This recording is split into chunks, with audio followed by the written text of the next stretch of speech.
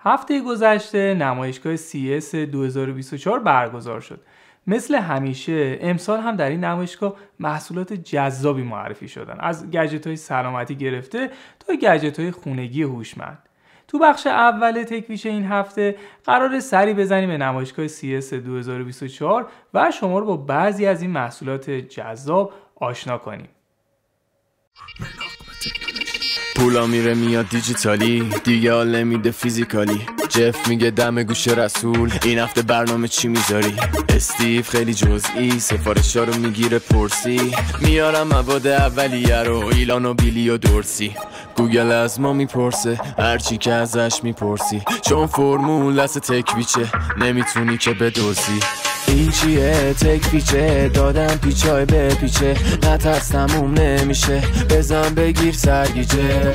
یه لقمه تکنولوژی، یه لقمه تکنولوژی، با ما سوار موجی، من میخوام پول و تو چی؟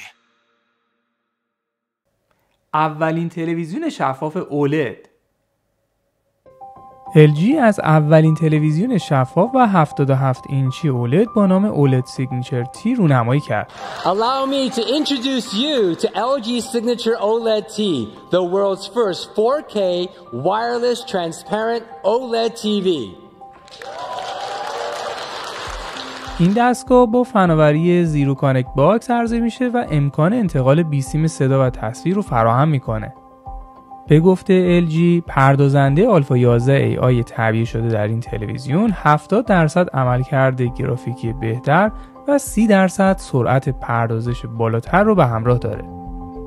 این تلویزیون با استفاده از صفحه پشتی به یک نمایشگر OLED معمولی تبدیل میشه.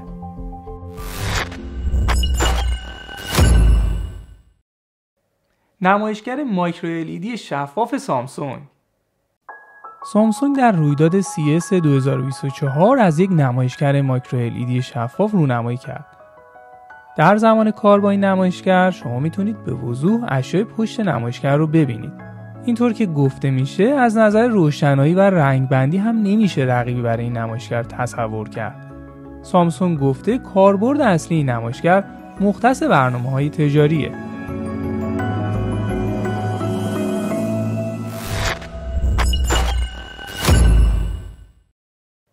بیمو یک دستگاه سلامتی چند منظوره و کاربردی.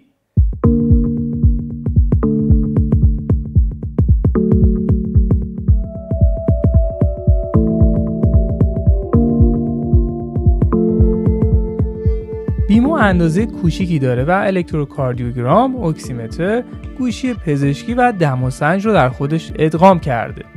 با این 4 قابلیت میتونید علاوه بر دمای بدن، سلامت قلب و ریه‌های خودتون رو هم ارزیابی کنید و نتایج رو از طریق موبایل با متخصصین به اشتراک بذارید.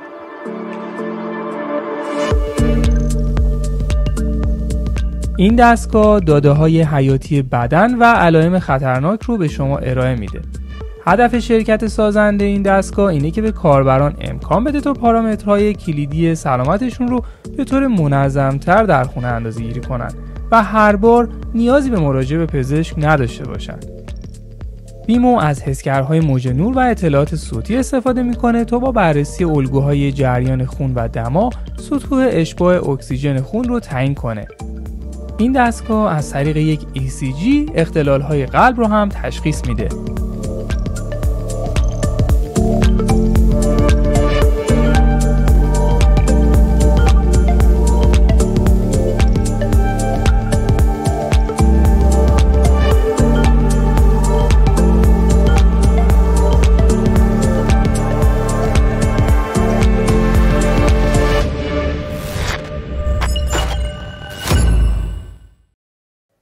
حلقه هوشمند هیلیورینگ.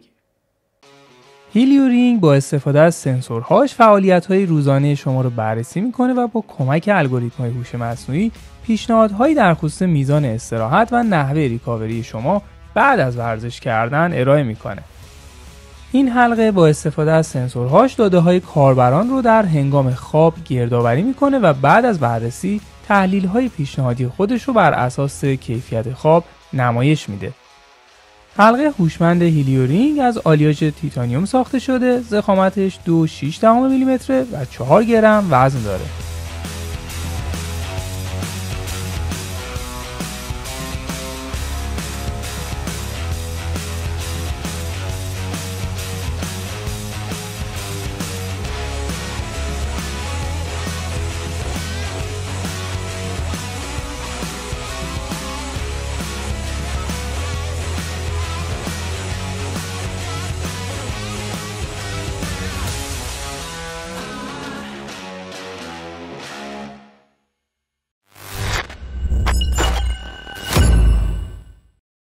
ساعت هوشمند گارمین لیلی 2 دومین نسل سری ساعت‌های لیلی گارمین در 2 مدل استاندارد و کلاسیک رونمایی شد.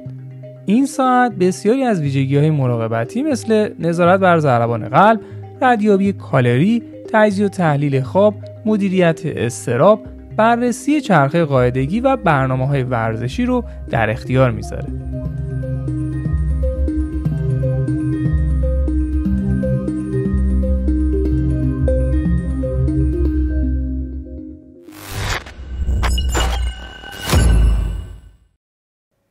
تردمیل ویلی ایکس.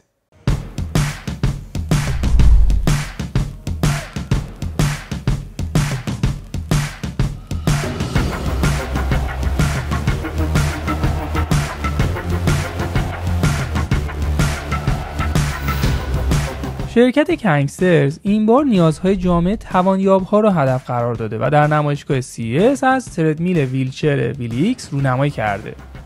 این تردمیل از 2 سطح شیبدار و غلطک‌های کوچک تشکیل شده و با ثابت نگه داشتن موقعیت ویلچر امکان اجرای بازی‌های ویدیویی ورزشی رو برای افراد توانیاب فراهم می‌کنه.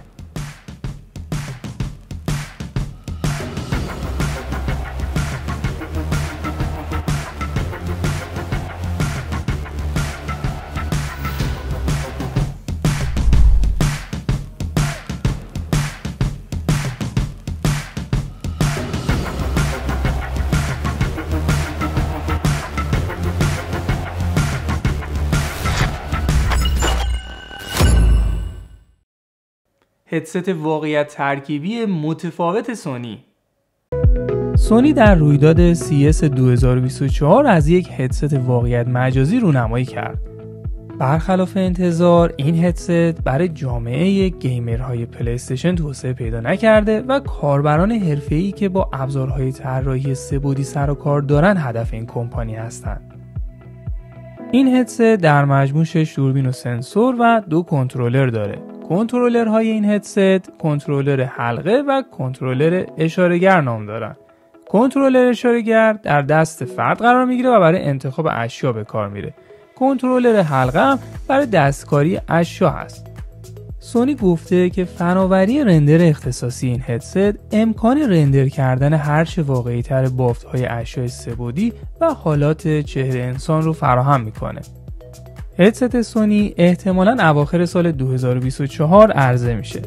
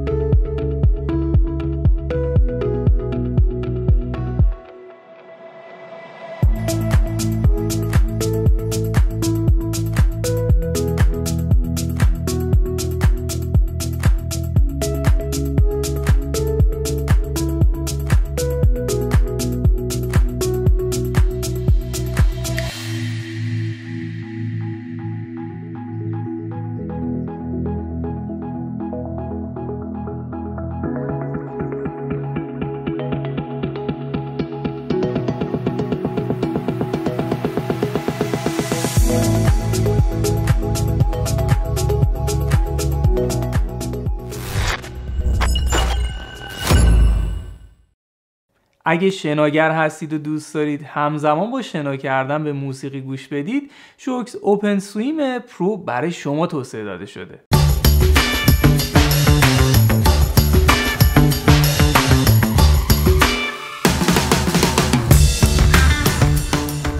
این محصول گواهی IP68 داره و میشه ازش در عمق 2 متری آب برای حداکثر 2 ساعت استفاده کرد.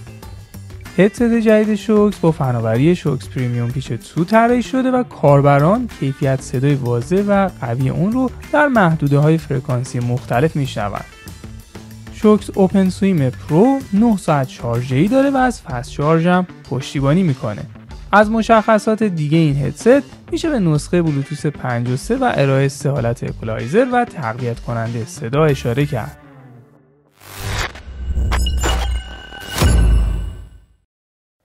رابیت آر1 یکی از اون گجتس های جذابی بوده که در نمایشگاه CES 2024 معرفی شده.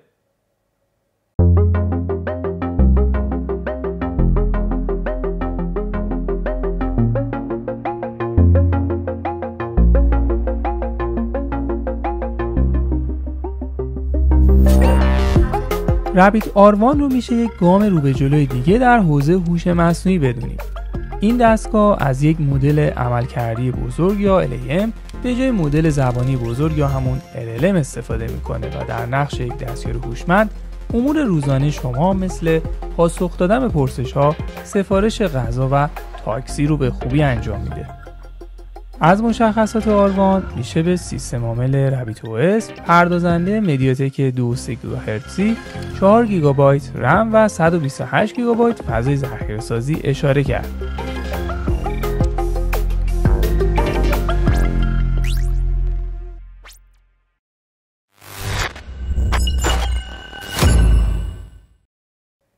سامسونگ از ربات هوشمند خانگی بالیه رونمایی کرد.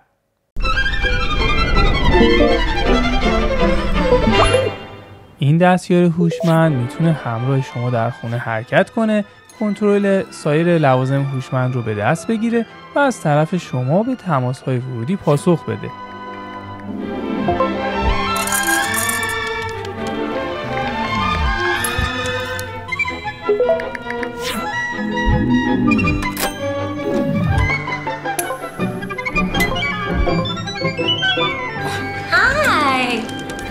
Hi, Coffer.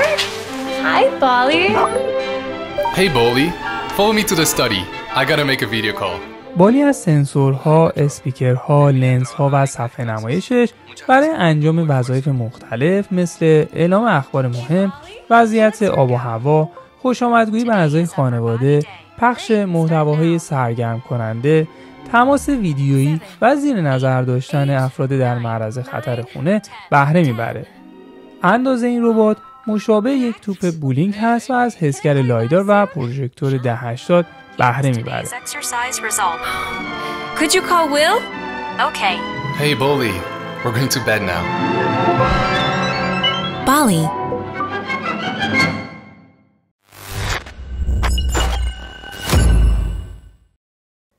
LG از ربات خونگی جمع و جور و دوپای خودش رونمایی کرد. این ربات توانایی تشخیص چهره و صدا رو داره و با استفاده از هوش مصنوعی میتونه احساسات شما رو درک کنه و با خانواده و اطرافیانتون تعامل برقرار کنه. این ربات میتونه کنترل وسایل هوشمند خونه رو در دست بگیره. به گفته LG این ربات میتونه به شما خوش آمد بگه، احساسات شما رو تجزیه و تحلیل کنه و برای تغییر خلق و خوی شما موسیقی پخش کنه. تراشه روبوتیکس RB5 این ربات مجموعی از قابلیت‌های نرم افزاری و سخت افزاری رو در اختیارتون میذاره. به لطف طراحی پاها این ربات میتونه وضعیت بدنش رو تغییر بده. از اونجایی که ربات LG میتونه به طور آزادانه حرکت کنه، میتونید اون رو طوری برنامه‌ریزی کنید که از حیوانات خانگی شما مراقبت کنه و در صورت مشاهده فعالیت غیرعادی از طریق ارسال پیام شما رو مطلع کنه. با این قابلیت میشه از این ربات برای نظارت بر خونه و افراد پرخطر خونه هم استفاده کرد.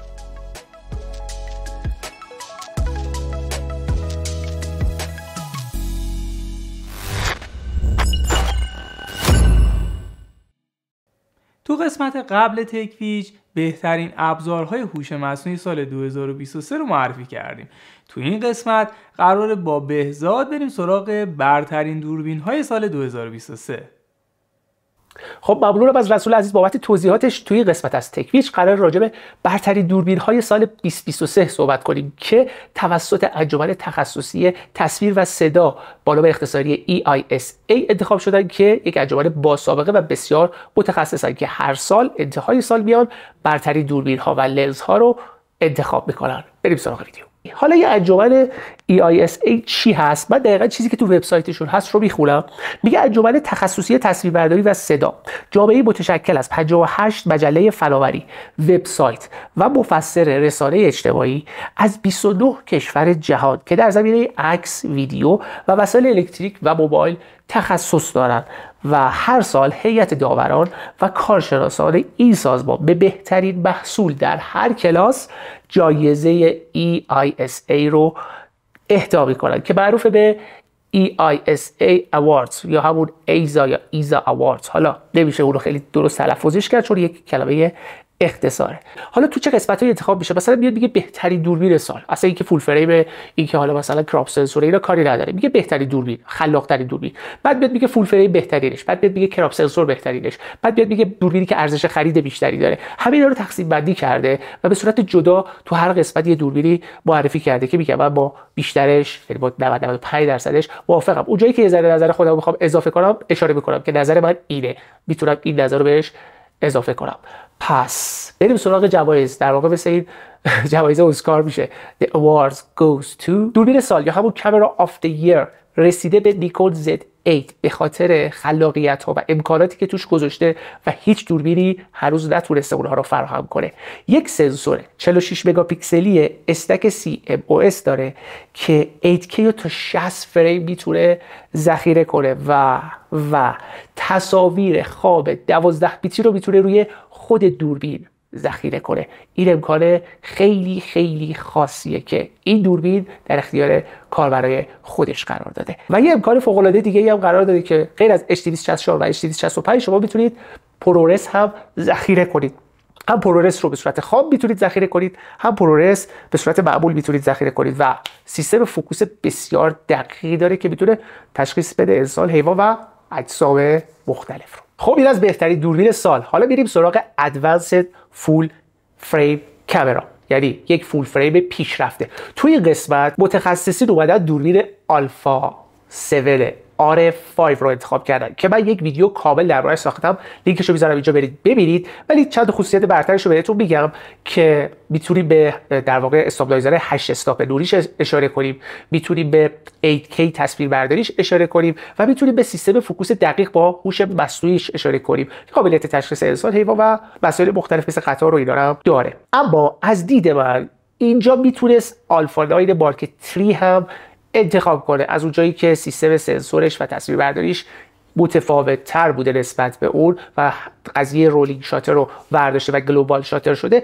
شاید آلفا 9 هم میتونست باشه چون آلفا 9 همون ویژگی های 7R5 رو داره با امکانات تصویربرداری و عکاسی بهتر. به نظر من اینجا میتونست آلفا 9 3 رو انتخاب کنه. حالا دلایلش شاید برای خودشون خیلی قانع کننده باشه. اما تو دوربین های فول فریم برنده دوربین کانون EOS R6 مارک 2 بوده و این دوربین که برای رقابت با آلفا 7 مارک 4 طراحی شده به راحتی تونسته اون دوربین رو شکست بده و ویژگی های منحصر به فردی داشته باشه.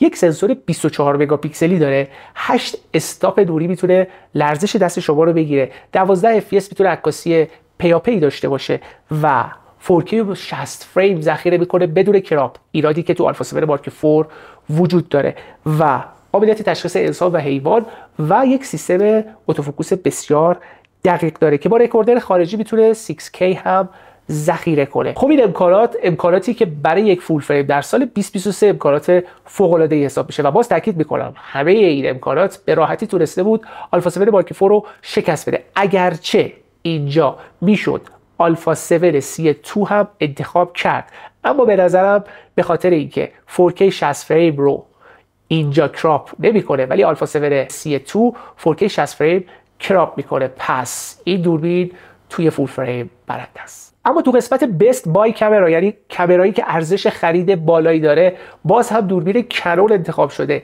EOS R8.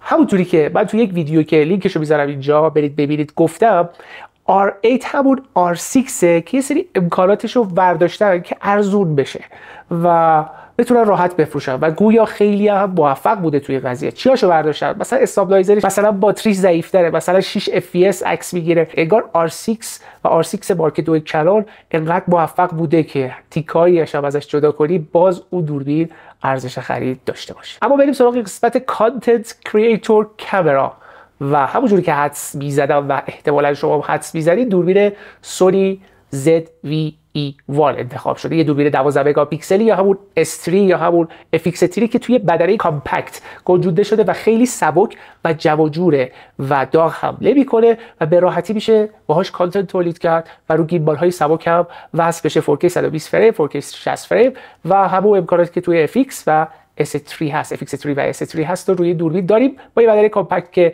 به نظر من انتخاب خیلی خیلی درستی. راستی ویدیوش هم ساختم، اینجا میتونید برید ببینید. و اما قسمت آخر دوربین های ASPC کامرا یا همون دوربین های هاف فریم یا همون دوربین های کراپ سنسور.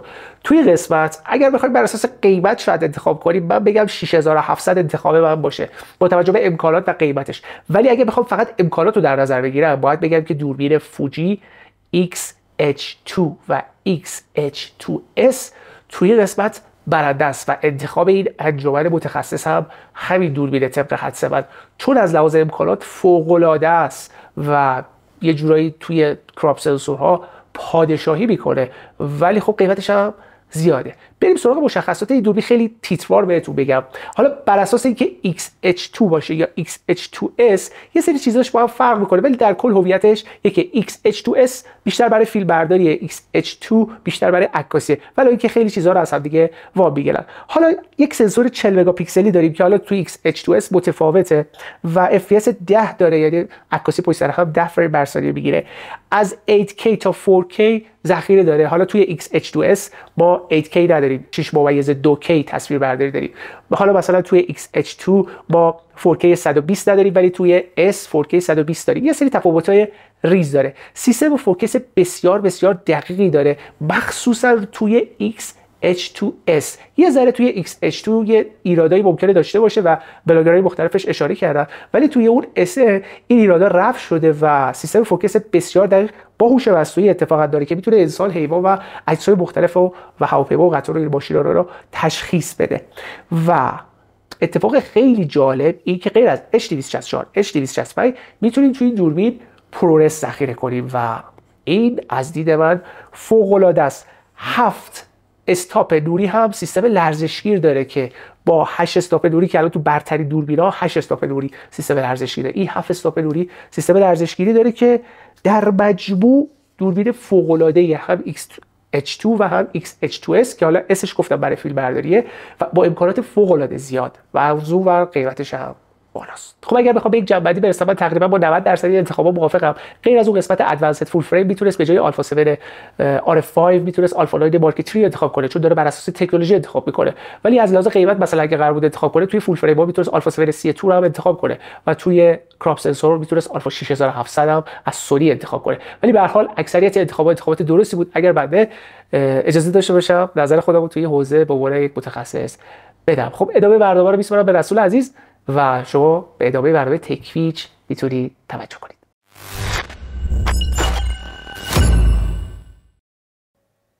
و اما ادامه نقشه‌راه طراحی گرافیک با حمیدرضا منصف. در ادامه معرفی برنامه گرافیکی تو این قسمت میخوایم معرفی نرم افزار ایلاستریتور رو داشته باشیم. میخوایم ببینیم که نرم افزار ایلاستریتور چه نرم افزاری هستش و تو چه حوزه‌ای به درد ما خواهد خورد. نرم افزار ایلاستریتور که توسط کمپانی ادوبی تولید شده، قابلیت طراحی کانتنت ها به صورت وکتور یا برداری رو به ما خواهد داد. تصاویر وکتور یا برداری تصاویری هستند که بر اساس فرمول های ریاضی طراحی میشن و ساختارشون با فرمول های ریاضی شکل میگیره و به همین خاطر به هیچ وجه ما در تغییر سایز محدودیت نخواهیم داشت و میتونیم تصاویری که با نرم افزار ایلاستریتور طراحی شده را در هر ابعادی که میخوایم تغییر سایز بدیم، کوچیکش کنیم و بزرگش کنیم. در این حالی که نرم افزار ایلاستریتور تصاویر وکتور برای ما طراحی میکنه، امکان پشتیبانی از تصاویر رستر یا پیکسلی رو هم داره. یعنی اگر من میخوام یک طراحی کاتالوگ انجام بدم، جدا از المان‌ها و فرم‌هایی که در نرم افزار الستراتور طراحی می‌کنم، میتونم تصاویر رو از سایر نرم افزارها وارد کنم داخل نرم افزار الستراتور و در طراحی کاتالوگم ازش استفاده کنم. ولی به واسطه خروجی وکتوری که نرم افزار الستراتور به ما میده، ما به راحتی میتونیم لوگوهامون رو یا شیپ‌هامون رو یا فرمامون رو توش طراحی کنیم و این رو به نرم افزارهای دیگه انتقال بدیم. تعامل نرم افزار الستراتور به عنوان یک نرم افزار وکتور با سایر نرم افزارها خیلی خوبه. یعنی شما میتونید المان هاتون رو داخل نرم افزار الستراتور طراحی کنید و اون رو داخل سایر نرم افزار ادوبی مثل فتوشاپ، پریمیر و حتی افتر افکت ایمپورت کنید و ازش استفاده کنید. نه تنها این نرم افزارها پشتیبانی فرمت الستراتور رو انجام میدن، نرم افزارهای سه‌بعدی هم مثل نرم افزار هودینی، مثل مایا و مثل سینما 4D امکان وارد کردن یا ایمپورت کردن فایل های ادوب الستراتور رو دارن. یعنی شما میتونید المان هاتون رو داخل نرم افزار الستراتور طراحی کنید و بعد برین داخل نرم افزار سه‌بعدی و بهشون حجم بدین و اونا رو سه‌بعدی کنید و در نهایت ازشون یک خروج موشن یا انیمیشن داشته باشید. پس می‌بینیم که نرم افزار الستراتور به واسطه قابلیت و تعاملی که با سایر نرم افزارها داره، میتونه به عنوان یک نرم افزار پایه در کنار نرم افزار فتوشاپ استفاده بشه. یعنی همه دوستانی که میخوان کار موشن گرافیک انجام بدن، کار تدوین انجام بدن، طراحی گرافیک انجام بدن و یا حتی میخوان کار سینمایی انجام بدن، بلد بودن نرم افزار الستراتور بهشون کمک میکنه و به عنوان یک ابزار وکتور مکمل خیلی خوبی تو کارشون خواهد بود. اینم از قسمت 66 تکویچ. قبل از پایان این قسمت بگم که برای دسترسی به محتوای آموزشی رایگان هوش مصنوعی میتونید به اینستاگرام من رسول صیقلی سر بزنید و عضو کانال هوش مصنوعی بشید. خیلی ممنون از اینکه با من همراه بودید. تکویچ رو با دوستانتون به اشتراک بذارید تا اون هم یه لقمه تکنولوژی بزنن به بدن.